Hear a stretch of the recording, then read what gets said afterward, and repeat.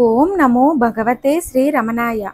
మహర్షి ఒక చిత్రమైన పిట్టకథను భక్తులకు ఇలా చెప్పారు.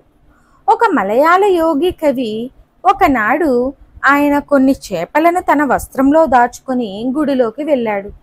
ఆయనకు గిట్టని వాళ్ళు ఆ విషయాన్ని ఇతర భక్తులు చెవిన వేశారు. ఈ విషయం తిన్నగా రాజుకు చేరింది. ఆయన్ను పట్టి తనిఖీ చేసి రాజు వద్దకు తీసుకుని వెళ్ళారు. ఏమయ్యా ఇలా చేశావు అని రాజుగారు అడిగితే ఆయన జవాబు చూడండి ఎంత వింతగా ఉన్నదో. ఇందులో నా తప్పేమి ఉన్నది? వాటిని నా గుడ్డల్లో దాచాను. వాటిని గుడిలో బయటికి తెచ్చింది నేనా వాళ్ళా? అంటే వాటిని వెలికి తేవటం తప్పు. మలమూత్రాదులు దేహంలో ఉంటే వాటిని ఎవరూ పాటించరు. బయటపడినప్పుడే అసహ్యించుకుంటారు. ఈ విషయంలోనూ అంతే.